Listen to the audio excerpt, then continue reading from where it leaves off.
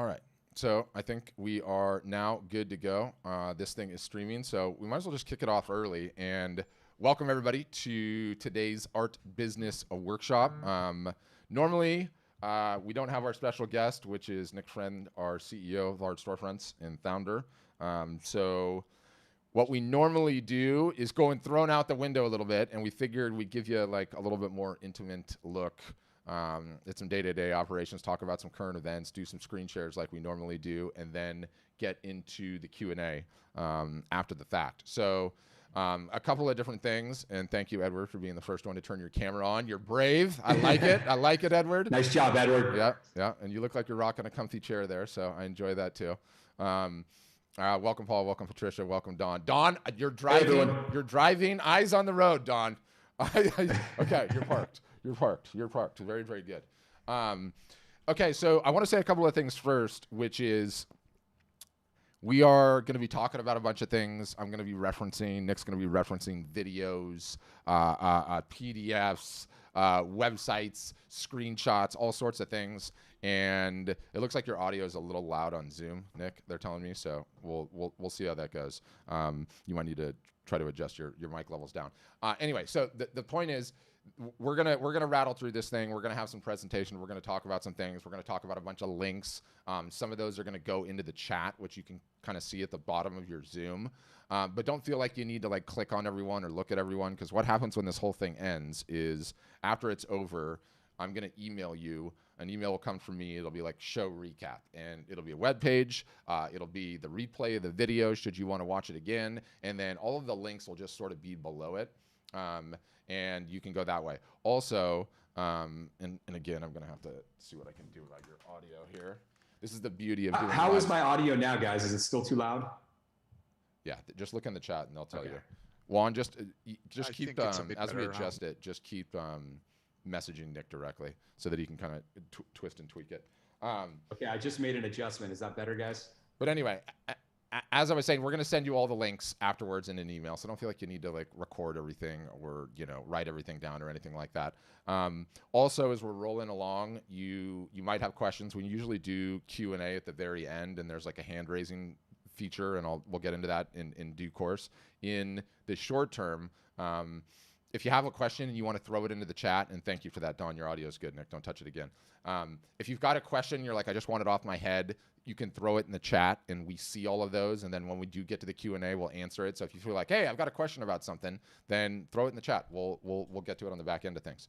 In addition to that, if you're one of the ones that is watching on YouTube or Twitter or Facebook, or Instagram, because we're doing that today for the first time, you can absolutely throw your questions in there too, and we will get to all of them. So Nick, if you want to kick things off, whatever remarks you might have, and then we can kind of just flow, get it going, and then we'll get into the Q&A afterwards. Yeah. So we were just talking about the Q4, right? The fact that the fourth quarter is right around the corner. That's the biggest art selling time of the year. But since we were just talking about that on Instagram, let's save that for later in this discussion. I'm sure it's going to pop up throughout everything we talk about. But I think the first topic that I want to talk about that I think is a great one for you and I to talk about together is the fact that the best product doesn't always win, right? The best product doesn't. This just sort of blows people's minds, right? And this is just, you will see some of the smartest people in the business world talk about this. The best product doesn't win. The best marketing wins, right? Yep. And there is a trash heap of products that were phenomenal, whether it's software or some sort of widget that somebody invented that were absolutely fabulous. And most people think that, oh, of course, like Facebook had the best software for a social networking site, and like the best design, and all of that together is why it actually worked, right? And you could go down the list of different companies, but it's not true. It's not actually true. And so when it comes to your art, this is where it becomes very important, okay? If you think that your art and the quality of your art alone is gonna make fish jump into your boat, and that's what's gonna make you have a successful business, you are as wrong as that. You are as wrong as anything out there, right? And that assumption is the most dangerous assumption that you can make. Okay. And we at Art Storefronts, we've got, over 5,000 artists and photographers that work with us. Okay. Over 5,700.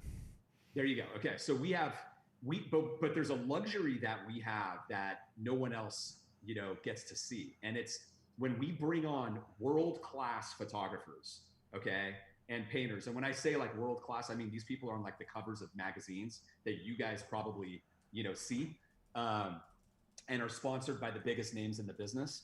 When they move their business over, and we get to see their online sales, right, for the next couple of months. And what I can tell you definitively is that we have unknown, totally not famous people that none of you know, artists and photographers who are outselling them when they come on board. You just would never even believe it. Like, the world-class people, the world famous people might have 1 million+ followers on Instagram. And the people that are outselling them might have 2,500. You would never ever think it, And why is that? It's because the people that are selling the most have solved their marketing problem. They prioritized the marketing problem. They solved it. They spent years learning how to do more marketing and all of that. And they got to a spot, 1, 2, 3 years later, where they're selling hundreds of thousands of dollars of their art a year, right? And they are outselling the famous people. Now, I will put a little asterisk by that, which is once the world-class people actually start executing on the marketing that we teach, right? And they're following the art marketing calendar and all the playbooks, and they're using all of the tools and technology. Once they do that, then they can go stratospheric, right? But off the bat, it just shows you how important the marketing problem is to solve, okay? And so the best products don't always win, right? The best marketing wins. And oftentimes I hear people complain, they're like, I don't know why, it happens with Peter Lick, but if you guys are familiar with Peter Lick, he's a famous photographer. He's got galleries everywhere, right? There's one in Mandalay Bay in Vegas, or maybe in other hotels as well, but they're all over the place. And I can't tell you how many people have said to me like, oh, I'm a better photographer than him, or he's not that good, or, yada, yada, yada, right? But that's exactly the point, is that if you think that it's just the quality of your work that's going to take you to the promised land, it's not. You have to work at it and do the marketing like everybody else does, okay? The guys that are on the covers of magazines and, that are world famous, they got there by doing the work, and they have to do the work too. They've got to do the work too. So I think it's an important lesson. So let me kick it back to you. Yeah, I mean, stated another way, and I should, and what do I always like to say on these things at the very top, like, why the heck do you want to listen to us? One, I've been running the marketing department here for 7 years, which means for 7+ years I've been trying to figure out how to solve the problem that you guys are all trying to solve, which is, how do you go from hobbyist to side hustle? How do you go from side hustle to regular business? How do you go to good-sized regular business to double it, to triple it, quadruple it? In addition to that, I talk to hundreds of artists week in, week out by running 3 of these things a week, talking to our customers, doing lives, all the rest. And it allows me to make certain judgment calls. And you pile on the fact that of the 5,700 customers that we have a team internally that I lead that we look at the data. Who's selling the most originals? Who's selling the highest volume of originals? Who's selling the highest price originals? Who's selling the most commissions? Are they doing that all year long, or are they doing that in small batches and releases? Who's selling the most metal prints? Who has the highest AOV, average order value? How many Instagram followers do they have? How many Facebook followers do they have? How many emails do they have on their list? How often are they running a sale? How often are they engaged in marketing? What do they have that's unique to them? And you do that collectively, and pattern recognition becomes the thing. And I can tell you right now, without even having to talk to any single solitary person on this call, every single one of you has a marketing problem. Every one of you. Every single solitary artist or photographer, 99 out of 100 has a marketing problem. You need more eyeballs, more attention if you want to sell more art. And to riff on Nick's point, in the day and age that we live in, I would love to tell you that the size of an art or a photography business is a meritocracy on how good the artist or the photographer is at their craft, and it's not the case. The size of the art or photography business is directly proportional, is a meritocracy on how good the artist or the photographer is at marketing and how good they are at getting attention, right? And, it allows us to make certain substantive judgment calls, as in, none of you guys have a website problem. Not a single solitary person on Instagram, not a single solitary person on this call. And I know this because every single solitary one of my customers, even the ones that are knocking on almost $1 million a year, yes, it's a tiny number. The ones that are just getting started, everyone in between, they all want those businesses to get better and grow and have a better year over year over year over year. And the only way that that happens is marketing. We live in a world where attention is the currency of the land. It just is, full stop. With it, you can do anything. Without it, you're not even in the game. And I always use this analogy, and I get beat up on it. And so disclaimers, but if I was to ask any of you guys in this call, who are some of the most powerful women in the world? It's a lot of ways to answer that question, right? You know who it is? It is the Kardashian-Jenner sisters, okay? Now, we can all argue how these ladies amassed the attention that they do have. What we cannot argue is the fact that they all have 10, 20, 30, 40, 50, $100 million a year businesses. And the way that I bring the point home is that if any of those surgically enhanced, well-endowed women decided to start painting tomorrow or decided to become a photographer tomorrow, they would have a $5 to $7 million a year art business year one with no skills whatsoever. Is that fair? No, it's not. But guess what? It's the truth, because attention is the currency of the land. It is what you need, all of you, to grow your art business. And when I say you don't have a website problem, I'm the genie. I just came out of the lamp, and I will grab your business and move your website wherever you want me to move it. Any site, any provider, us, anywhere. And what's going to happen to your business overnight? Nothing, because you don't have a website problem. You have an attention and a marketing problem. You can have the best website in the world. If no one's coming to it, nothing is going to change, right? So marketing really is the secret sauce of what we do. It's what we talk about all the time. It's what we bang the drum on. And, you know, early on, we started out just providing websites to artists and photographers. And what did we realize? We were not going to have a successful business doing that, because the only way we were going to have a successful business is if we have successful customers. And the only way to have successful customers, solve the marketing problem. That's it. Solve the marketing problem. So it's the only way to have a successful business, period. Every business. Yeah. Like, okay, so I forget exactly what the stat is, but it's something like, you know, 80 or 90% of small businesses fail within the first 3 to 5 years, and then, or 3 years. And then in 5 years, it's like an insanely high number. Right. Mm-hmm. And why is that? Why is that? Every one of those businesses did not solve the marketing problem. That's it. That's all it is. Yeah. That is all it is. Because you have, a business has to have a marketing engine, right? And an engine is not a tactic, a single tactic that you might do today, right?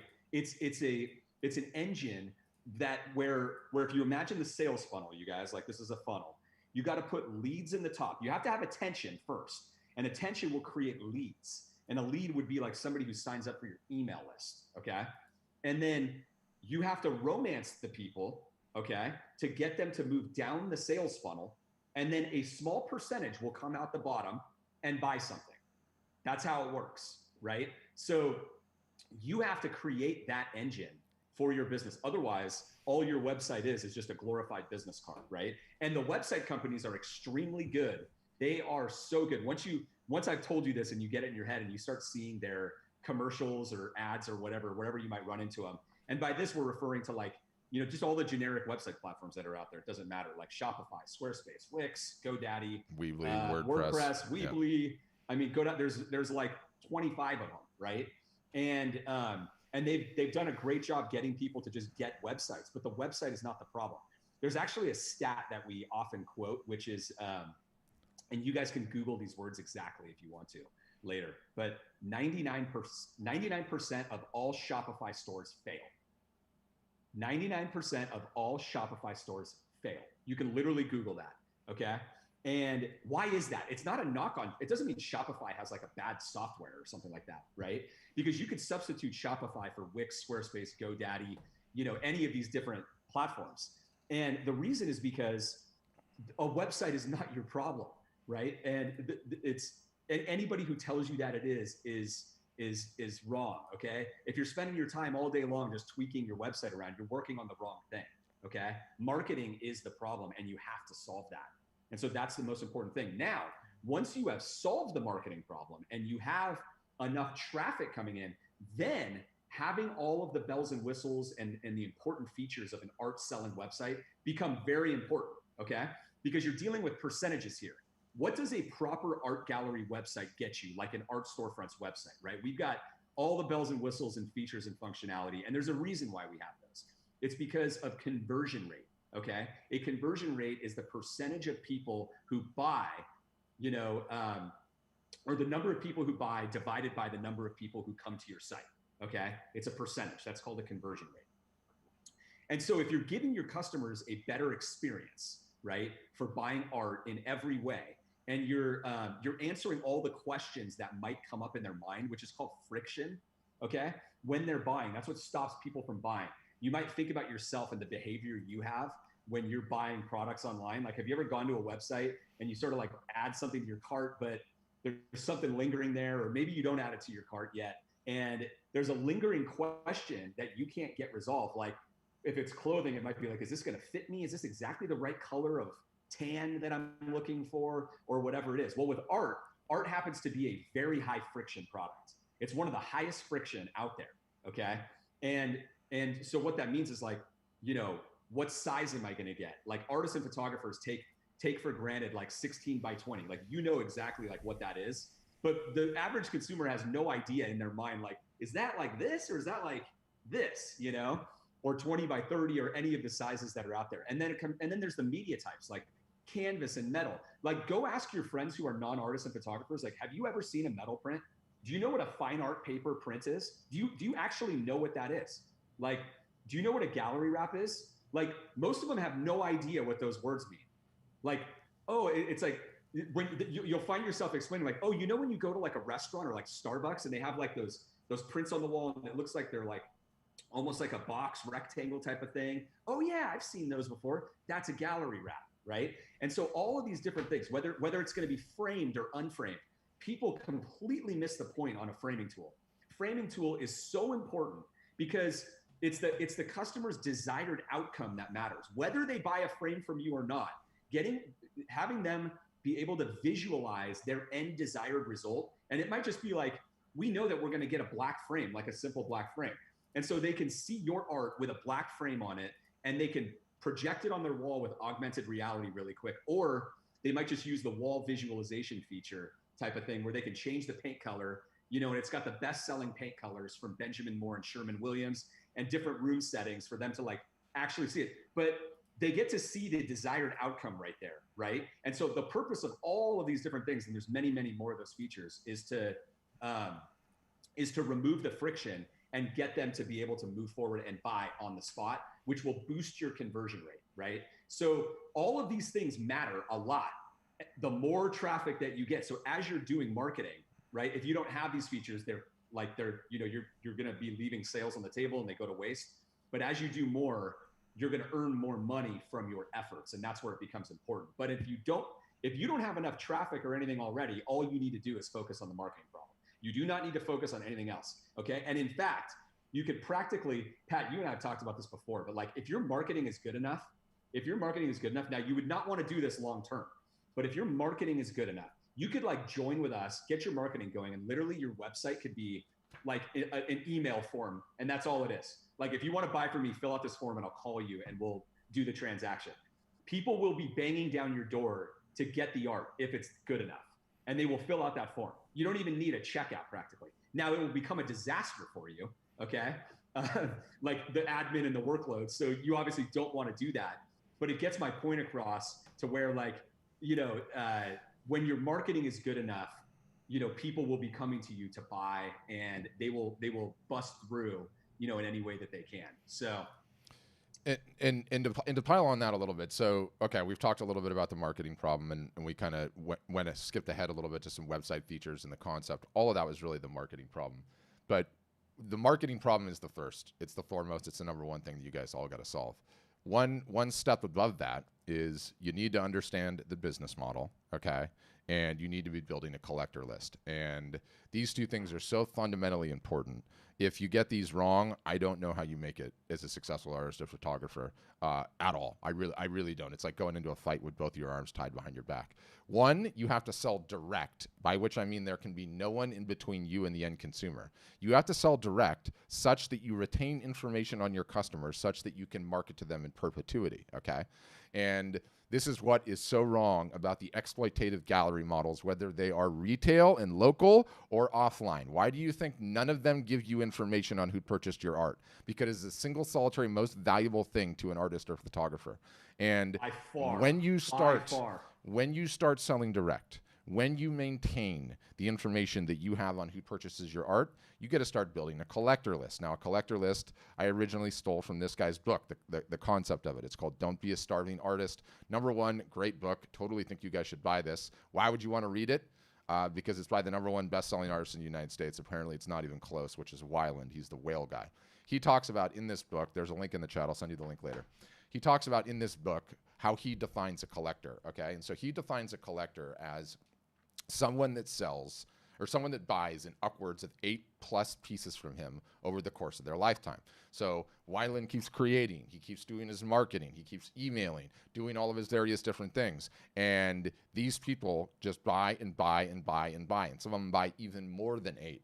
And sort of the way to think about it, sort of the way to think about it that is just like so critically important is at the end of the day, all of you guys, artists and photographers, you're commissioned salespeople. You're commissioned salespeople. So you create the thing, and then you have to go out and sell the thing. If you sell it, you make money. If you don't go out and sell the thing, it doesn't just automatically sell itself, right? So you're a commission-based salesperson. And many of you know this. You've been through this, right? When you build a collector list, when you nurture a collector list, when you take care of it, and Weiland goes into a bunch of tradecraft in this on how he does that. We've got episodes on how you do that. But independent of that, you go from being a commissioned salesperson to a commissioned salesperson with a base salary. You get paid 10, 20, 30, 40, 50, 60, 70, whatever it is, $1,000 a year just for creating, just for getting out of bed. And what do I mean by that? You're coming out with a new series on Wednesday. It has 10 pieces. You're going to announce it to the public on Wednesday. You email your collector list on a Sunday and you say, patrons, thank you so much for your continued support. It means the world to me. Because you purchased art from me before, because you're on my email list, I wanted to show you this new series that's coming out before the public even gets to see it. And what ends up happening? Your collector list ends up buying some portion of the art before anyone else even gets to see it. And we've been doing this long enough now that you look at customers year 5, year 6, year 7 that have been doing this, and I see the percentage go as high in some cases to 40, 50, 60, 70%. Meaning 70% of what the artist created is sold before they even unveil it to the market, and that is the built-in base salary portion. And if you are not selling direct and you are not maintaining information on your collectors, you've got no one to market to. You don't have this built-in base salary. You cannot build a long-term sustainable business. And look, I talk to hundreds of you guys a week. Do you know how many people I talk to in their 40s, 50s, 60s, 70s, 80s, and even 90s that never understood the business model? They never sold direct. They never maintained any information on who their collectors were. If they did, they never kept up with them. And then what happened? The pandemic hit. And all of their offline revenue sources automatically just went poof, gone, snatched away. And what did you do? Who did you have to market to? Who did you have to send emails to? How are you going to sell when you couldn't leave your house, when you couldn't go to the shows and fairs, when you couldn't have a show anywhere?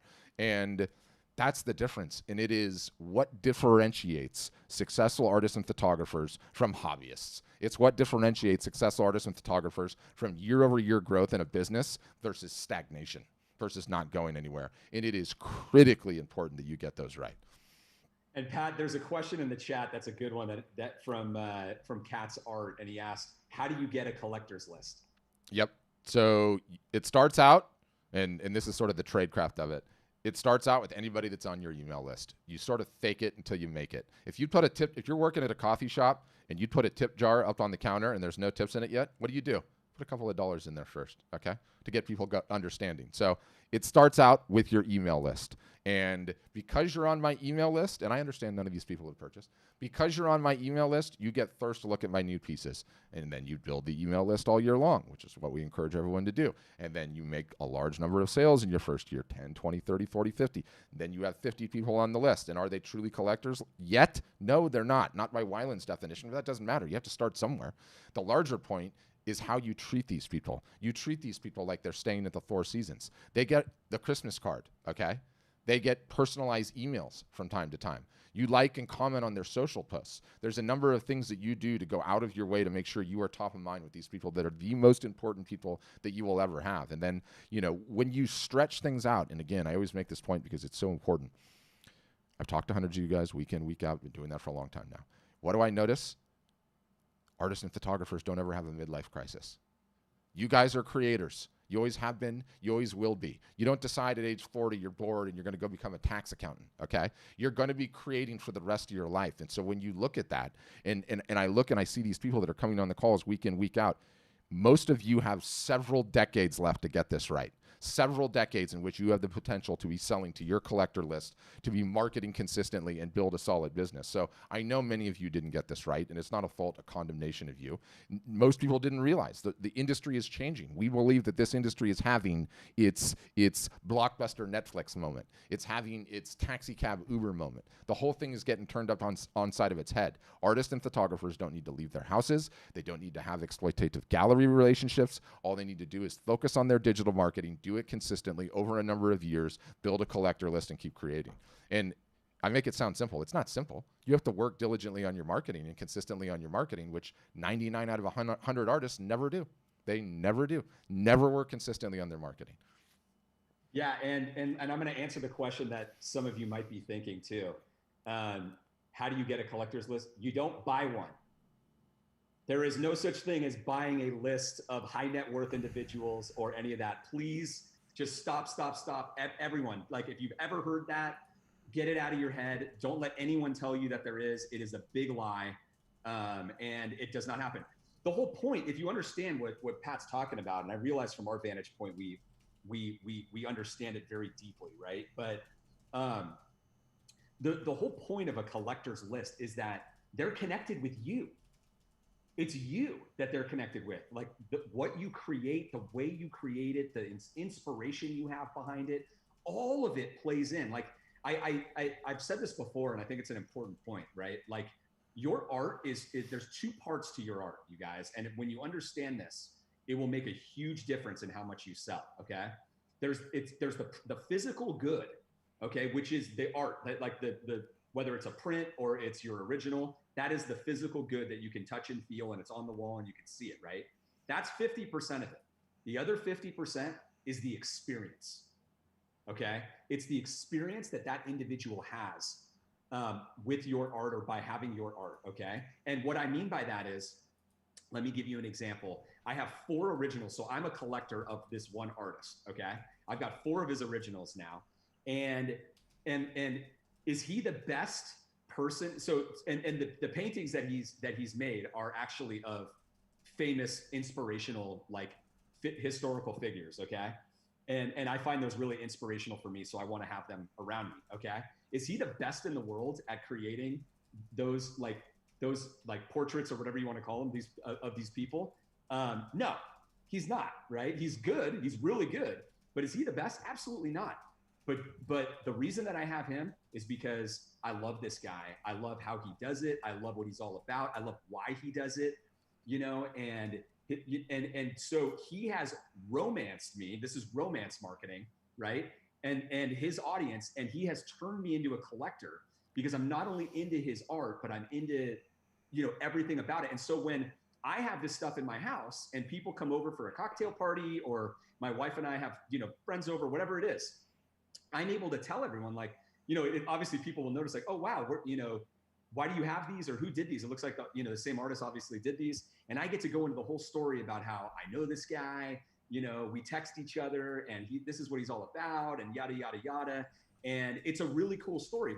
We're not talking about like the depth of the piece necessarily. We're talking about the relationship, and so that's part of the experience of the art. So there's 2 parts to it. There's the physical good and there's the experience. And let me tell you this, if you want to raise your prices or you want to be selling at higher levels, the experience is the biggest part of it, okay? Because when a buyer or a collector or anyone connects with you and it's about you, there is no competition anymore. The competition's over. You win, okay? And so if you're going to raise your prices by $200 or $1,000 or whatever it is, like, it almost doesn't matter at that point. It doesn't matter, And so that's part of the game, right? That's part of what we try to teach, artists that we work with at Art Storefronts is like, it's this part of the marketing is so important. It's not just about, hey, I have these images for sale, go to my website and buy them. You got to understand the sale is made with a lot more in there. And if you're missing that part, then you've got to fill that gap. The other thing I'll mention too, Pat, just rewinding back to the direct business for anyone who doesn't, if we kind of went over that a little quickly, is, a direct business model is where you are selling direct to your customer with no middlemen in between, no intermediaries. An indirect business model is when you sell through an intermediary who then in turn sells to your customer. Okay. What are examples of that? Of course, galleries, whether they're offline or online. Okay. And Andy Katz, Katz Art asked about whether we're a marketplace or not. So this relates, right? So whether they're offline or online, galleries are third parties, okay? Art publishers, licensors, any of that type of stuff. Anyone who is actually selling directly to the customer and has the direct customer relationship is an indirect channel, okay? And if you are primarily doing that, then you as an artist have an indirect business model, not a direct business model. The indirect business model is what has created and is perpetuating the starving artist problem and has for centuries. Okay, I famously call it the millennia-old problem, right? The starving artist problem is literally like 1,000-year-old business problem. There's not many 1,000-year-old business problems that are out there, but this is actually one of them. And the more that artists and photographers continue to think that the indirect business model is the way to go, like, oh, I guess I'm just supposed to approach galleries and try to get them to sell my work, right? Or I guess I'm supposed to just upload my work to Fine Art America, Saatchi Art, go down the list, right? Redbubble, you can name them, Society 6. There's a gazillion marketplace websites that are just online galleries. Guys, that is not the answer, okay? That is a perpetuation of the indirect business model. And what we do at Art Storefronts, so this answers the question like, oh, you guys don't have a website to like sell everyone's art? No, we don't. Because what we are trying to do is get you guys to have your own website where the transactions come right to you and you own the customer information and you're selling direct. Because selling direct, this is not just for artists and photographers. Talk to any entrepreneur in any industry, in any business, I don't care what it is. The direct business model is the only way that you end up with a business that has consistent sales, okay, that you can retire on, pass to the next generation. Actually, the way that I define it is like having a valuable business, right? What do most artists and photographers end up with at the end of the day that are starving? Well, at one point, if they were selling through galleries or anything else, they just end up with a bunch of 1099 checks, like independent contractor checks, right? Like that's, and if they do shows, like their own like local art shows and stuff like that, they'll have some direct sales there, but that's what you end up with. And if all you're getting is 1099 checks or independent contractor checks, you don't own anything. You can't pass, you have nothing that you can rely on. You have the most unstable business ever. All right. So many of you that are out there, like if your business has been relying on indirect channels and you've wondered why your business is so unstable and so stressful and so hard, right? It's because you've never invested in the direct, you've never built direct, and it's the reason for the starving artist problem. Now, I will say that prior to the internet, e-commerce, and your ability to actually run this business legitimately from home and do your own marketing. And yes, the social media platforms is just an incredible thing, right? You may love them or hate them. I don't even participate in social media personally, literally zero participation. But for business, that's a different story, totally different story, right? Because Facebook, Instagram, YouTube, these are the modern day CNN, Fox News, whatever. This is where the eyeballs are, right? And so your ability to participate on them and to do that from home and run a business is actually possible. And then you can have your own art gallery business. You don't even need a physical retail presence. Your art gallery, guys, is your online art gallery, right? If you have the proper experience and all of that, that is your art gallery. And so if you are able to do your own marketing and drive it to your art gallery and transact, and you can do that whole thing from home, it's an amazing thing. And you actually can do it now. And so I think it's a really, really big deal because this is the time, like right now is the time. Where artists and photographers can, legitimately build really, really big businesses from their house. And it's happening on Art Storefronts. Like we talk about it all the time where if you're on our email list, you will see emails If you're following us on social media, you'll see posts all the time of different people hitting different sales levels, different tiers. We just emailed one out. Michael Blanchard, a photographer, he hit $150,000 in his last year or whatever. And so we're constantly doing that because, part of our message too is for people to understand that if you build your own direct business and you're constantly, building your own lead list, your email list, and all of these things, and you own all of that, you can constantly go back to these people, right? Month after month, week after week, and do marketing. And each time you bring in some sales. And that's what you want to do. You want to build upon that and let that compound. Yeah, and I would go on to say too, I mean, we're sort of dancing around all over the places, but once you understand that attention is the currency of the land that we live in and you're working on getting it on a daily basis, okay? It's like eating and sleeping. We have to do that if we want to grow a successful business. We have to work on our marketing near daily. Once you understand the business model, okay, you're selling direct and you are building a collector list, you're nurturing that collector list. From there, there's only 3 ways to sell art. And I believe every successful artist, photographer needs to understand that there are 3 and needs to deploy each of the 3 when applicable, okay? The first way to sell art is the one that everyone knows the best. It's in person, face to face. That has always been the best way. It always will be the best way. That's never not going to change. The next way solves for the fact of we are all of us geographically fixed on this planet. We all have 24 hours in a day. We need to sleep, and none of us are capable of 15 conversations at once. So we all need our art up on a website that people can purchase, that they can look at. It solves for the geographical issues. It solves for your sleep. It solves when 15, 100 people come at once. The third way, okay, the newest way, what I believe is, to be honest with you, one of the most incredible advancements in the history of this industry is the third way, and it's what we're doing right now. And it is leveraging live video to sell art or photography in either a one-to-one fashion or a one-to-many, okay? Let's talk about the one-to-one. Let's say I'm following Edward, okay? And I'm following Edward's posts on Instagram, and I see one, and it's like, whoa, that piece was mega interesting. I send Edward a direct message, and I say, Edward, you know what? I'm just remodeling my house. I have some blank wall space. I saw your piece. I'm interested. Do you think that we could jump into a Zoom call? And Edward goes, Patrick, no problem. We schedule it. He gets me in a Zoom call. Edward gets a hold of his pieces, and he's showing me his pieces and, the fact that they're ready to hang and what the various different media types are. And Edward's dog comes in and it's barking and it's like, hey, I've got a dog too. We're bonding. I'm getting to know him. And then he's showing the pieces. He gets the sales over the line. That is the one-to-one, and very, very few artists are doing it. Very, very few artists even understand it's possible. And we are seeing a tremendous amount of art being sold. That's the one-to-one. The one-to-many, also mega interesting. And let me just show you, I can go into a screen share on this one. So Nick, you're going to get blocked out for a second so you can kind of go do whatever.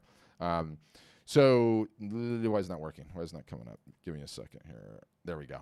So the one-to-many is with this concept called a live art show, okay? And you can see here we have a regular old artist, and he is in his garage studio. Instagram, you're not going to be able to see this. You're just going to have to listen.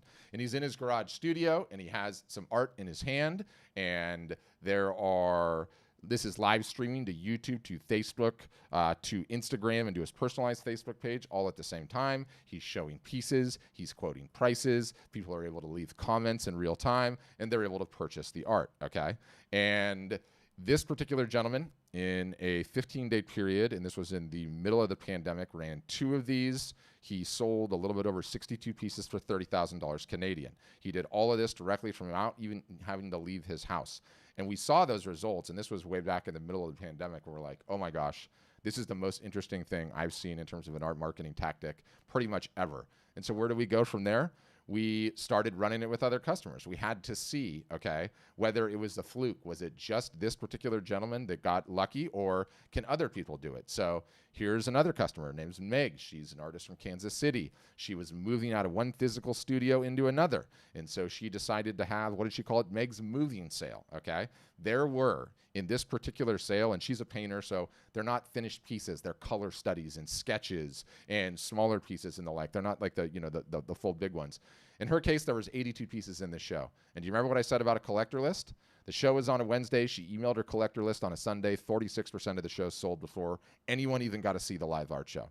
She ended up selling a little bit over 72 pieces on this for a little bit over $13,000, okay? So another great result. From there, we've just been repeating it and repeating it and repeating it. This gal's named Debbie Arambula. She calls herself the Heartist with the hearts, okay? She's sold $11,000 on 2 shows from her house, not having to do anything. We've tried it with photographers, okay? This is Kim Parker. She's a phenomenal wild horse photographer, has incredible stories. We've run one after another, different subject materials, different parts of the world. Some are photographers, some are artists, and we don't stop. We just keep running them because this is absolutely the future of how art and photography is going to be sold, full stop, and it is the most exciting advancement I've ever seen. And guess what? We're not the only ones, okay, trying to figure this out. Your industry is not one that has a ton of reports. I really like this one. This one's called the Art Market Report. I'm going to send it to you. It's from Art Basel and the UBS Global Art Market or whatever, UBS Global. You look in this, and it's an in-depth report. Now, the disclaimer on these reports is they always like survey the top 5% of the industry, so read artists making well into 6 figures a year plus. But one of the interesting things that I see on this that I love pointing out on this is, and I quote, Chapter 5, Online Sales. Chapter 5 looks at the online art market and the rapid evolution of sales in 2021. The chapter shows how the dealer sector shifted sales online in 2020 and at the development of online viewing rooms. Okay, and they're talking about how they're using these online viewing rooms to sell a tremendous amount of art to high net worth individuals. You know what an online viewing room is? It is a fancy way of saying a Zoom call, okay? Either the artist or the artist agent on one end of the Zoom call, the high net worth individual on the other. So we are really, really excited about what the live art shows are, what the live art shows portend. We're teaching our customers how to run them on a regular basis. We are constantly updating our software on what a live art show page might look like. You can see there's one here. You can build these pages in like 10 minutes. This show is already run, so this is the video from that live art show embedded in it.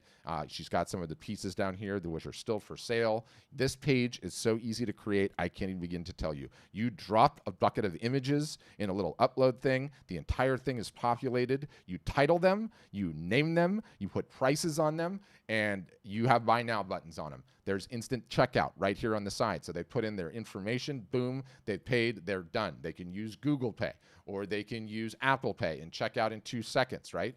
So the minute that the thing is sold, boom, it's got a sold item on it. This was Ashira, she's a friend of ours, her first show. Look at how many sold buttons are on there, right? And she's like, I don't even know if this is going to work. I don't even know if how this might go, right? And she ran this week, first time. Doesn't have a huge social following. And look, she's smiling. She's holding up her work. She's talking about it, what the inspiration is. People are leaving comments. She's responding to it. This is absolutely the future of how art and photography is going to be sold, full stop. And let me tell you, if COVID comes back, this will be the significant differentiator. How good, or do you know how this works? Do you know how to price it? Do you know how to announce it? Do you have an email list to send it to? Do you understand how to stream? What about streaming to Instagram, Facebook, YouTube all at the same time? Do you even have any idea this is a thing? This is what differentiates somebody from being on the path to a successful business in today's day and age and not. So we're really, really excited about what that pretends is a technology and where it's going.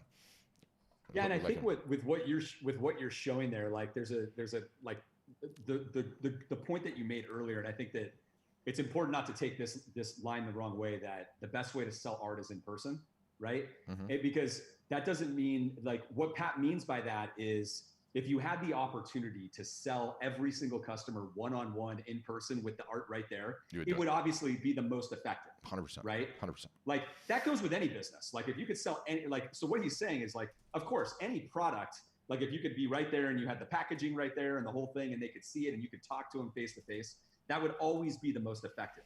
But is it the most practical? Like for it's, first of all, it's just not practical at all, right? You can't do it. And it's also not trying to go out in person, and trying to build your business based on art shows, right, is completely the wrong thing to do. That is not what we're saying at all. So it's important to make that distinction. Instead, what Patrick is the point he's trying to make is that through technology and through the live art show, it's actually become the best way to sell art. It is better than selling physically in person, okay? In the sense that you can do it at scale in mass, okay, at home through the internet, and you can sell more than you ever would have sold by doing a one-off show, okay? And the reason is because all of your collectors and followers are there in one shot. If you do a local show in your town, the only people that are there are the people that live there, right? So you might sell like one original or something, right? But when you see someone like the people that we were just showing, there's a whole list of those people. But one of those gals in particular, she had a basement of originals for over the years. I mean, how many people how many people on this call or on Instagram or Facebook right now you have extra paintings or prints if you're a photographer sitting around that never sold, right? Like what happened with these live art shows is that they had built up all of this inventory over the years, right? Some of them had a little, some of them had like a ton, and they sold it all. They sold it all in like one or two shows, literally every single piece, okay? The most incredible thing I've ever seen or heard, right? They sold all of them, and now they have no inventory at all. And so when they make a new painting or they shoot something new and they want to have like a limited edition release or something like that, they sell up, like oftentimes the original sells up front before the announcement is even made, like by doing some proper marketing on that, right? Like you've got to have some progress posts and things like that, get people engaged, but they're selling them right up front, and then they do a show and then they could sell prints and merchandise or whatever it is that they want to offer, limited editions, and all of that. And so it's just an amazing situation that the best way to sell art is actually like in your home, but utilizing the technology, right, that we're talking about here to go live and do things and make sure that you're able to show people the pieces because they can see them now, right? Because of video, high fidelity video and all this stuff, like you can actually do it and you get to see the merchandise as if, you were in real life. It's not 100% there, but it doesn't matter because it's enough because the sales results are there. If the sales results weren't there, then it wouldn't matter. But because the sales results are there, it is clearly getting the job done. And sort of a way to think about it, like, I think just as humans, I don't think it's just artists or photographers, but we sort of everyone falls into this myth that you guys don't want to market. You don't want to be the ones to sell. Most people hate video. They're terrified of it. You just want someone else to sell it for you, right? And collect the check, and you can go create in your studio or go out in the field and photograph. I get that everybody wants to do that. But another part of the trap is that, so I get a website or I find a marketplace and I just magically upload all my stuff and it's going to sell without me having to talk to anyone, right? And the trap of that is it's moving us away from like face-to-face human contact really, really far away, right? It's like depersonalizing the art sale process. And what we found is the most successful is saying, okay, if we know that the most successful thing that you can do is sell art in person, face-to-face, and we know we are geographically limited to that, and we have to do some things digitally, okay, fine. How do we make the digital experience as close as possible to the real life experience, right? And I've shown you some examples of a live art show in a garage studio. And most of you are not even aware that these are a thing. Most of you, the last time that you held up a bunch of your pieces and talked to a group was how long ago? Forever in many cases, right? Like, so there's wins to be gained just there. But track with me for a second. And again, Instagram, you're not going to be able to see this, so it's a bummer for you. But, this same guy, okay? He had an art show booked, an actual gallery show booked in the middle of COVID. They let him have it. And obviously people couldn't travel, right? And everyone that was there was social distance and had to wear masks and everything else. So what happened? The next day, the same live art show concept went right through in the gallery. And here he is. He's got his glass of wine in his hand. He's introducing everybody to the concept of the show. And then what's he going to do? People are leaving comments. He's going to walk through the actual gallery show and show the actual pieces hanging on the actual wall. And let me tell you, this is pretty doggone close to the real thing, you guys. And I'm not talking about virtual reality where you're putting on some silly headset and walking through some virtual thing with an avatar. You feel like no one's going to do. Which no one's ever going to do. You feel like you're actually in the gallery, right? And you can see, oh, doggone, this piece has already got a red dot on it, which means this guy's work goes quickly. It starts to generate some FOMO. He's talking about his inspiration. People are asking questions in real time. Like, is this one still available? What was your inspiration? Who do I talk to about buying it? And, you know, as a result of this, he was able to sell a significant portion of the show that he wouldn't have been able to do otherwise, just because he understands the concept of these live art shows. And so I look at this and it's like, how powerful is this? How powerful is this? And it is 100% the future. You get to see this whole show, which he called, like, you know, Van Gogh-orama, and he's walking through all the various different pieces, and he's talking about them, and red dots everywhere. They're gone, but he still sold pieces that he had not sold day of opening on the show. Now, I still don't like this one because he still had to 50-50 split everything with the gallery, but, you know, that's my own problem. That's my own problem. We don't want splits. We want you guys to earn it all. Yep. Yeah. Okay. So at this point, let me say there's a couple of questions about what we do and our summer special that's ending. So let me just talk about that really fast. Yep. Guys, we have a summer sale that is ending on Friday. It's our biggest sale to join Art Storefronts at a discount. So if you're interested in learning more about Art Storefronts, and that's where you can get, you know, a ton of your detailed questions answered about, like, all the different features that we have and the packages and the pricing and all of that. So yeah, it's ending this Friday, the summer sale. So you'll want to request a demo to learn more. To request a demo, there's a link in our chat. There'll be a link in the bio and Instagram and the link in the post on Facebook. You also can just go to artstorefronts.com, and there's always a big button in the upper right-hand corner, big orange button that says request a demo. Fill it out, takes like 10 seconds. And then somebody from our outreach team will reach out to you to learn more about you and your goals and all of that. And then they'll answer any questions. They'll also make sure that you're a good fit for us, because we only want to have people that we think that we can help, that are a good fit. Okay, they're not there to hound you like a salesperson. They're very nice people. Okay, and so if you're interested, the next step is to request a demo. Okay, and get in there. And what I would say is, if you're interested in potentially taking advantage of the sale, make sure you do it today, like right away, because the schedule gets really packed, and there's only so many people that work for us that can run demos and all of that for everybody. So there's a limited number of spots that are left at any given time. So get your demo request in, and then you can make sure that somebody actually has time to talk to you and show you everything before the sale ends. Okay, so just wanted to mention that. And then for those of you wondering exactly what we do, because you might be new to Art Storefronts, the way that I like to explain it is that there's two main things that we do. Number one is we provide you with a proper art gallery website with all of the features and functionality, hundreds more than any competitor that's even out there, all specific for selling art online, okay? Selling art or photography online. That's what we specialize in. So we've got more features than anyone. And you know, I could go on and on about augmented reality and whatnot for that. Okay, but that's only one part.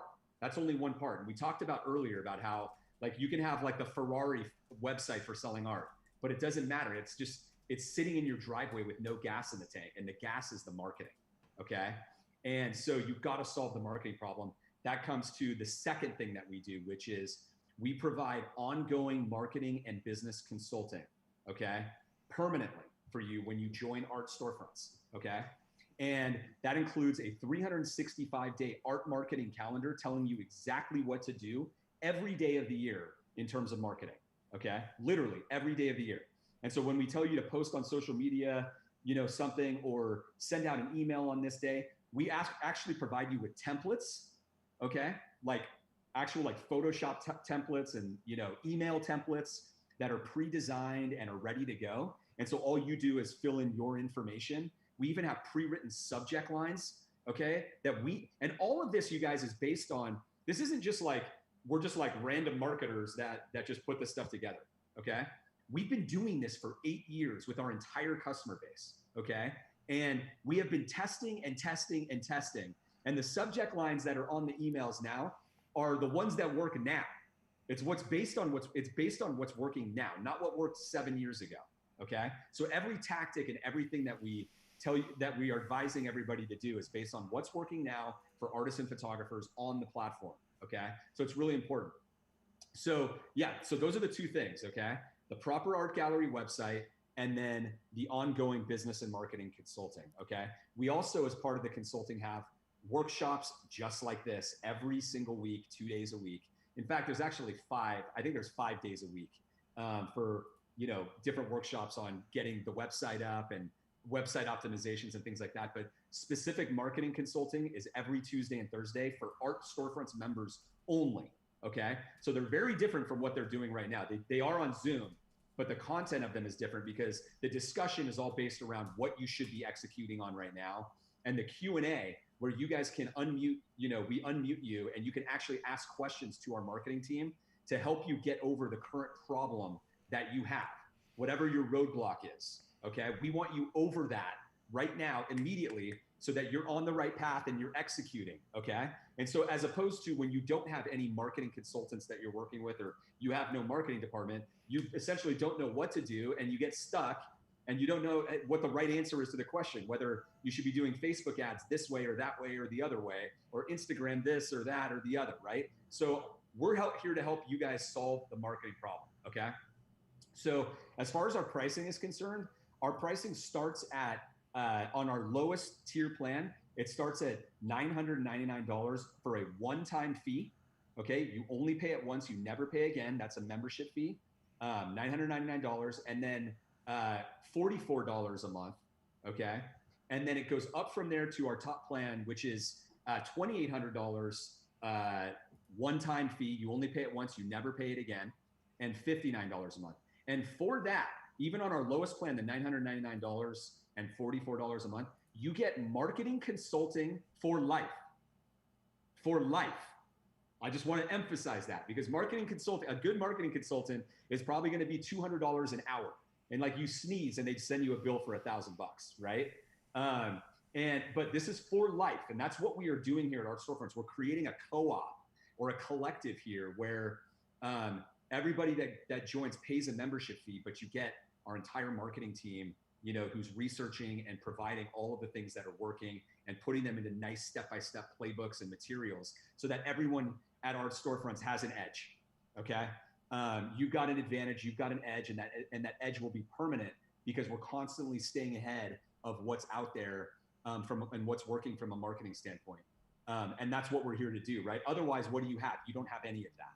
You don't have any way of staying ahead, or have people do that type of work for you. So that's what we do in a nutshell. Again, if you're interested in getting more detail on that, request a demo, please. Our team, is ready to answer all of your questions and give you all of the detail on that from there. Okay, I think at that point we can open it up to Q&A. How does the Q&A work? A couple of different things. One, if you're one of the brave ones with the camera on and you have a question, you can do the hand raise. I'll see that. We'll be able to unmute you and bring you in. But if you look at the bottom of your Zoom window, there's a reactions button. The reaction button lets you digitally raise your hand. That's way easier because then it just lets me know and gives me an order and a queue and all the rest. Nice, Austin. I just saw you raise yours. So that's how we like to do it. And let me tell you, if you don't want to turn your camera on, you don't have to turn your camera on. Okay, I hate being on video. Audio only is all good. If you've got questions in the chat, I will definitely see those. If you're one of the ones that are leaving them on Facebook or YouTube or Twitter, I see those. Instagram will probably need to end this thing because you won't be able to hear the audio on the Q&A, and it'll be a little bit weird. But yeah, that's how we're going to go. Okay, and Pat, I'm going to jump off now. Yep. But I want to say one final thing to everybody on Zoom, and this is nothing against you guys that are on Facebook or Instagram, but I want to say something special to the people that join the Zoom call. You guys are the winners. And I know that, and we know that, because we get so many people who sign up for our email list and request a demo all the time. But you guys, because you are, showing up to an art business consulting workshop, and it tells me that you have, you actually are serious and, about your business, and you're trying to learn something and you're trying to get better and all of that. And I know that those ingredients are just that it's exactly what you need to build a solid entrepreneurial business, So kudos to all of you and everybody else. I look forward to seeing you guys on another Zoom call we do. But I just wanted to say that to all of you guys. It's awesome. Congratulations. And we'll talk to you soon. Thank you. Thanks, Nick. See you guys. Gonna get right into it. Austin, you're up first. You'll have to unmute. Yeah, no I'll problem. let you know when you get it. Oh yeah, hold on. I gotta put these things on. Give me a second. Everything y'all were talking Hold on, Austin. about. 1 sec. Oh, go ahead. We were trying to get fancy and run like the Instagram while doing the other thing. You got to test these things. That's how you get good. But go ahead. Yeah. So first, thank you for all the information you shared. Oh, no problem. I'm excited to sign up, but I guess my question is, in terms of content, how many pieces would you recommend? One. On a website. One. Yeah. The abstraction from that is that, again, I talk to hundreds of people week in, week out. It's like, I'm just going to get started when I have X number of pieces, right? And what ends up happening? The hours turn into days, turn into months, turn into years. How's that website coming? How's that marketing plan coming, right? So you just want to tell yourself, like, one is all you need, and then every additional one you add becomes a marketing moment. Hey, there's another piece in my store, right? But really, fundamentally, what's underpinning it is the most important thing that you need to do is get the marketing muscles going, right? You need to start exercising them, working them, getting your work out there, because you never know how well it's going to sell until you get started, right? So thinking in your head like, oh, once I have 20 pieces, like, no, get going immediately. Find out what your public actually wants to buy, and it might completely change the work that you're going to do, right? So you got to get going right away. So I'd say. And by the way, don't take that cynically as like you have to sign up with us. So just take it as a life lesson, like, so many people create in a vacuum without any real feedback from anyone, right? And they're like, I'm just going to get going when I do another 10 or 15 or 20. You never get any feedback. You don't even know if the stuff's going to sell. And you need to know. You got to find out whether or not it's going to sell. You muted again. I'll unmute you. I don't know if you have a follow-up. Appreciate it. Yeah. No, so I agree. I actually work for Canon in sales, Awesome. but more so in the printing division. Mm-hmm. And, you see a big difference compared to people who do the constant follow-up, who do the emails, who do the face-to-face, and versus the executives that don't. Yeah. So you see a huge difference in revenue. Oh, yeah. And problem is, it's easier to do that for a company when it's your 9 to 5. Yeah. But to apply it to your own business, it's a lot more challenging because it all lays on you as a sole proprietor. 100%. So, no, but I appreciate the feedback. Thank you. Yeah. It's the cross that the artist or the photographer has, right? Like, a business partner is nice. You guys don't really have business partners. You're solopreneurs, right? So you're responsible for grinding it out. And one of the things that we find pursuant to that is, the community is so important. The community is so important. So what do I mean by that? Like, picture of this Zoom call, all the faces you see are the same faces you see week in, week out, right? Obviously, you're going to gravitate towards some of them because they're going to be in your niche, or you're going to like them, or maybe they also have epic beards, huh?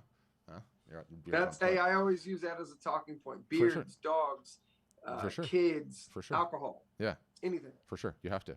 So, and the point is that when you're going through the journey of trying to grow this thing with the group of your peers, and you're like, oh God, they're recommending another marketing technique. I don't want to do this. And then you come onto a Zoom and so is like, I ran it and it totally worked. You're like, doggone it. If they did it, I can do it. Let's do this. Right. So it does help to have some community and not just, everyone else is just, occasionally you have coffee or you're like in a Facebook group with a bunch of other artists that are all struggling doing knucklehead things that's not delivering any business results. Like, you need cognizant, like, this is what is working, follow it results. So yeah, that's what I would say. But I imagine for you, you're going to get some pretty significant discounts on your prints. Yeah, I have a showroom and but I have a Canon printer at home that one of their image prographs. Yeah. So I do offer prints that I print directly from home that I have more control of versus going to a print shop. But, it's still not worth it though. No, at the end of the day, I think when you for most of the prints, sometimes it's just fun to do it at home because you have more control. And I use it as a selling tool sometimes of everything's printed in-house, literally, and done. But for larger scale, request, I go to one of our partners that's a print shop. Yeah, you said it right. It's nice to be able to do it when you want to do it, but printing sadly has become a commodity. Everyone has the same machines, same color calibration, same inks, same substrates, and they're all pulling the exact same prints. And so, and the difference between your homemade one versus, and I'm not knocking your setup, I'm just saying in general, Yeah. the difference between one or the other, no consumer can tell the difference whatsoever. So one of the things that we do, so we're integrated with Bay Photo on the West Coast and Graphic Dimensions on the East Coast. And the way that it works is you sign up, the artist owns everything with us, the photographer owns everything. They're interchangeable. Some people get sticky on the artist photographer thing. You have a merchant account is attached to your bank account. You integrate with one of the two print partners. The order comes in. You get paid. The wholesale cost is paid to the printer. The printer prints the order. The printer handles all the emails. The printer boxes the order. The printer slaps your logo on the side of the box, and they ship it out, right? And the difference is all of that admin time, you firing the printer up, you making sure it has ink, you loading the paper, you babysitting it while it comes through, making sure your dogs, your kids don't get anywhere near it, you boxing it up, you shipping it, is all time you're not giving me on your marketing, which is actually going to grow the business, right? Which is actually going to grow the business. And then O2, unless you had access to Canon's UPS or FedEx number, these companies that print 30 or 40 or $50 million worth a year get 30, 40, $50 million a year UPS and FedEx rates. And so the shipping is significantly cheaper too. So it's just, right. Yeah. When you go to FedEx and try to ship a 24 by 36. Oh God. Yeah. Totally get me started. It's insane. So, I mean, and again, it goes to, if you do this full time, you might have a little bit more time for, like you're saying, the admin work and the printing and all that. But you don't ever have time for it. It's not worth it. You don't ever have time for it because it's all time you can't put into actually growing the business. That's especially in Los Angeles when you're sitting in traffic for 3 hours. No, you don't have to tell me. I'm an hour south. I'm an hour south of you, so trust me, I know. Yeah. All right. For sure. I appreciate it, man. Yeah. Thanks, Austin. And we love Canon. We're big Canon fans. So nice to work for a company that size. Canon is like the 3,000-pound gorilla of the industry. Okay, Don, you're up next. Go ahead, Don. All right, there we go. I'm unmuted now. Yep, gotcha. So listen, I don't want to make it sound like I'm going to ask you to give us all the details on the difference in the tiers, but in broad strokes, can you let me know generally what is the difference between getting the bottom tier starter level and say the top tier? Like what roughly is it's a few features like bells and whistles, and then also a lot of times on the bigger plans, what people are doing is they are paying multiple years up front to get a break. And so that's primarily what it is. I don't know 100% of the details just because I have enough in my own little silo to worry about. So when you do request the demo, before you even have to go through the whole song and dance and the screen share and everything else, they set up like a 10-minute call to find out about you and just say like, look, will you just break the doggone plans down for me and all the prices and all the features so I have a list, please? And then if you want to schedule the demo from there, you can. But it's a few of the advanced features, the augmented reality. There might be one with the lead capture. It's just features, but the reality is on all the plans, you get 100% of the marketing education, and you can upgrade or downgrade at any time with no additional costs. Like, it is what it is. Is there a bandwidth limit or Nope. items on sale limit, that kind of thing? No. Wow. Well, I think we've had some people that have tried to say like, hey, I'm a photographer and I have 100,000 photos. Can I put them all up? And I do think there's some sort of limitation there, but you would never, you don't want to treat your fine art gallery like it's your stock image gallery, right? Because, you're going to just get drowning out. So generally speaking, it's not a problem. Like normally people will come in and they're like, hey, I want to put up 10,000 images. And I'm like, no, trust me, you don't. Because analysis paralysis, looking at 100 million different things. You want your best sellers, a limited number, which is not to say you can't have 1,500 or 2,000 if you really want to, but not like, 150,000. Yeah, I wouldn't want too much on there. I'm actually on one of those lists of another famous photographer locally here, and always getting an invite to look at an image. Like this is what I'm putting out tomorrow. Oh, I love that. Look at this image. So maybe there are dozens there, but only a couple are featured at a time. Yeah. And only one or two is specifically being pushed at a time. Yeah. So I understand and get that, and that's why I was drawn to you guys in the first place. Yeah, I love whoever's doing that, and then also too, I should say this because I'm sort of passionate about it. But do you know where everybody misses? You go into their Instagram page, you go into their Facebook page, and it's 2D image after 2D image after 2D image after 2D image, and let me tell you, we have all seen so damn many 2D images, we're blind to them, right? So the most important thing is not the number of images. The most important thing is how do you attach a story to the image? how do you get something that's actually going to make me bonded to it, right? Like, what's the story behind it? What if you're a photographer, it's somewhat easier to do than a painter, but not necessarily. Like, what was your inspiration? What you thought of? Was there a funny story? How it initially hit you? You saw something. You were in Europe. You know, like, the story is so important, and so few people ever do that, right? Like, go on everyone's Instagram or Facebook page, 2D image, 2D image, 2D image. No one ever even holds up the actual product. I'm not buying a 2D image. I'm buying something that's ready to hang on my wall. That's the product. The product is not a 2D image, right? So anyway, I get fired up about these things. But thank you, Don. Any other questions? No, I'm good. Thank you very much. Yeah, thank you. Okay. You guys are a shy bunch today. Any other questions out there? I can only pick on the ones that have the camera on. So Shannon, I'm gonna start picking on you, and Paul, and Carol. If you guys have a question, you can just raise your hand, and I can bring you on. But you know, there might be questions. I don't know. Whatever background you have going on, Carol. Oh, good, because I want to talk about this background that you have going on, which is mega jazzy. You are Zoom call prepared. You'll need to unmute yourself, Carol. It's the mic icon, bottom left-hand corner. I'll let you know when you get it. Okay. Gotcha. Yeah. Okay. I'm feeling very shy about this.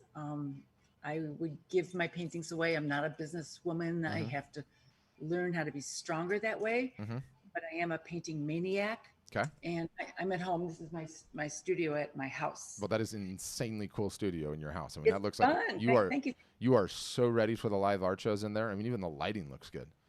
I'm ready. Yeah, you're way ready. I will feel more comfortable talking to somebody after I request a demo, and I'm going to do that today. But no, I don't have any immediate questions. Just the fact that I feel very shy about the business end of it. But I know I can do this. I know I can do it. You can totally do it. You're doing great. You're doing great on this Zoom call. And that's also, you know, which is so funny, the part of it, like, I hate being on video. Okay, I hate it. Pre-pandemic, you never saw my face. You didn't even know what I looked like. I had a podcast. Okay, and that was for like 5 years of this company. But I had to be contrarian about the fact of the writing is on the wall. You have to go. If we're fishermen, we got to go where the fish are, right? And so I started doing it, and I hate it. But I think this has been one of the things that's been so awesome about the pandemic is, like, you know, whatever TV show you watch in the news or sports or analysis, it's like all of a sudden you have these people and they're news anchors, and they don't have the fancy lights, and they don't have all the hair and makeup because they're at home, and they have the same stupid wired iPhone headset that we have in their ear, right? And they're just in there in their living room, and it's like, wait a minute, it's not perfect in there. It's not a perfect studio.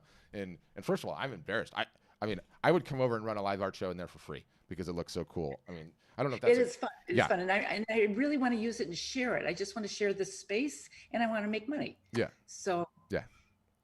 That's what we do. I'm confident we can help you, and I'm confident. But I want to say one thing. I don't have any question right now, but I do want to say the people that have been reaching out to me. I've been very busy with grandkids and other things, but my life is scaling down so that I can focus now more. But they've all been very friendly and very kind because I haven't always gotten back to them. Yep. So I just want to say thank you very much for that end of your business. Awesome. Yeah. I don't feel hounded. I feel encouraged. Good. That's very important to us because that's like a critical part of it. Like, you know, and you know, that's why we do the whole demo thing, because it's just it's too long to go through the entire thing, and you want it to be personalized to the person. And so, you know, like, why don't you just do it on this session, because then it wouldn't be personalized to anyone, and it's too long.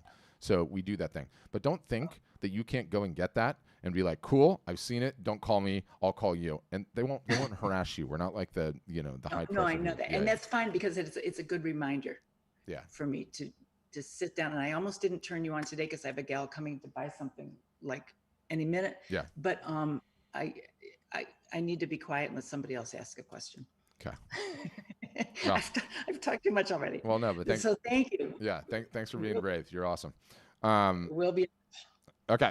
It's going to go Shannon. How do I get out of here? So on the bottom, just end in the bottom right-hand corner, or leave in the bottom right-hand corner. Go get ready for that sale. Wait a minute. Before you go, have you already quoted price? No. Okay. I see. Aren't I bad? Do we need to have an exercise on this? You haven't told her what it's going to cost? Or she just wants to see the studio? But she has money. Okay, well then raise your prices right now 15%. Okay? Just trust me, whatever you thought you were going to charge, raise it 15%. When she's getting ready to buy, if she's showing any hesitance whatsoever, say, you know what? They're too portraits. I really like you. I really want this piece to find a happy home. If I dropped it 15%, would you buy it today? And then shut up. Okay. All right. Okay. All right. We'll talk more about pricing later. I love getting into the pricing game. Thank you. All right. Good luck. Okay. Good luck. Okay, Shannon, you're up next. Did I unmute you? Yeah. Yeah. Did you? Yeah. Yeah. I was just gonna say I totally appreciate what Carol just said, all the stuff she shared, and I talked to a guy, I don't know, a couple of months ago. I don't remember his name, and I've got some emails from him to hook up. He had an awesome accent. Oh, and yeah, that's our right outside of Nashville, so that's our in-house Kiwi. No. It's like he had two first names as a name, like Australian or English accent. I don't know. Anyway. Yeah. Well, he's from New Zealand. It's got to be. He's our we call him the resident Kiwi. So yes. Okay. His name's Matt. Anyway, I have been painting for a long time and have raised kids, ready to get my art business off the ground, and I don't have one of the websites like you named or whatever. And I've been investing in like marketing and business things this year. But your website keeps being on my radar or whatever. And so today I had just a minute. I'm like, I'm just going to jump on here and listen. So I'm glad I did, because I really enjoyed listening to you explain it more clearly. And you gave some great tips and all things that I know would be beneficial. It's just if I can figure out the money part of it. So definitely want to do a follow up on it and just get some more information. Yeah. It's, it's like I was saying to, who was it before? Was it Austin? I think Austin before, like, we all have limited time. We all have limited time to focus on the marketing. And, one of the amazing things that I get to do, and I alluded to it earlier, and most people like gloss over it, like, yeah, right, it's a sales pitch, but I'm not kidding. I have a team that looks at my entire customers database, okay, and says who sold the most the last quarter, and then we dive in and we look at everything. And so I look at that, and then being a digital marketer by trade, I get to like make these judgment calls on what is worth spending your time on versus what is not. And what's so interesting about the advice, like, yeah, we teach you tactically what to do, right? Like, the way you can think of it is like, this is your lane, stay in your lane. And then everyone's like, well, I want to go over here on this outside of the lane, or over here, I should say. No. Stay in your lane, okay? I want you guys all to go from hobbyist to pro and start making stay in your lane. And what's so interesting about it is all of us, you, me, everyone on this call, we all have shiny object syndrome, don't we? You hear about this marketing technique or that marketing technique, or somebody said do SEO, or somebody said get on TikTok, or whatever it is. Almost the best part of the advice is what I tell you not to do versus what to do, right? So instead of wasting your 5 hours on 4.5 that we're going to have no impact, you're at least putting the 5 into something that is actually going to grow the business. So that's a fun thing to be able to do. I think the most interesting thing was the live art show. Yeah. I think that is phenomenal. Because last year during 2020, I had my first solo art show at an art gallery here in town in years, and got all geared up for it, did all new work for it, got it all set up. I dropped everything off on March 1st and got everything set up. Oh my gosh. And then and we were going to have an opening that towards the end of March, and March 17th, everything got closed down. Yeah. So they're like, well, we can leave it up another month. So it was up to like, I don't know, August, but nobody could go see it. Yeah. So being able to go do that, and I did make a video through it and did, a couple of things, but nothing like, having that like live art show, like that would have been so cool. But it's just a great idea. And I'm not a lover of technology, but I am now. Yeah. Makes any sense. It's so valuable. Yeah. You have to be. And, it's the only way that you control the rules. Yeah. Right? Like COVID came and it controlled the rules, but if you would have had the ability, if you were marketing and you had these people to reach on these channels, they wouldn't have slowed you down one bit, right? You could have turned the camera on, you could have talked about it, and you could have done it. So it's awesome. I think it's an important lesson to learn. And again, please don't take it cynically, like you have to sign up with us, but just to understand that truly attention is the currency of the land that we live in, and it takes time to build it, but if you do build it, the upside is fantastic because you're not encumbered to a gallery where a 50-50 split and you don't know who bought your work, which is the death knell of any art business. So it's a fantastic time, but guess what? That first year sucks because I got to teach you to market. Got to teach you to capture emails, then I have to teach you to email the emails, then I have to teach you how to post on the various different socials, how to run live art shows, how to run a sale, how to contemplate discounting and pricing and announcing and all of those things. And it sucks. You have to learn that stuff. And if you do, you know, the ROI is there. The ROI is there because what does nobody want to do? Learn that stuff. Learn it or do it. Yeah. Thank you. Yeah. Thank you, Shannon. Okay, guys, questions? Any more? Any other ones? Oh, yep, gotcha, Deborah. Okay, unmuted you. Mic icon, bottom left-hand corner, Deborah, I'll let you know when you get it. Oh. Gotcha. Oh, you hit it, and then you hit it again, so you just need to hit it again. I heard you for a second.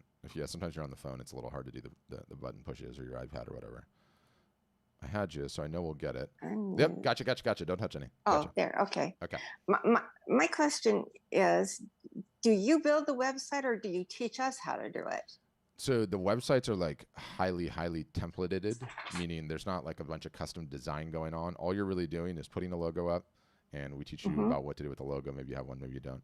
Filling out the About Me section, uploading all of the work, titling it and pricing it, and our systems make that really easy to do. And then you're done with the website. You're not doing anything else. Then you're going right into active marketing. How about links to like Instagrammers or anything else? All of that's built in. That's really easy to do.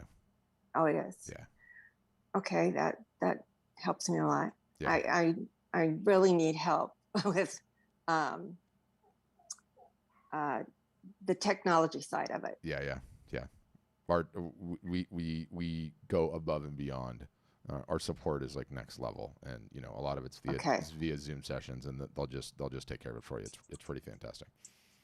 Okay, I'll schedule a one of the meetings and the demo. Yeah, that. Yeah. All good. I kind of have problems with remembering words, but yes, that's great. I don't have problems with my art though. Oh, it's all good. Yeah. We also don't have problems with being scared to email too much. I mean, we send so many damn emails, so trust me, there's going to be plenty of links.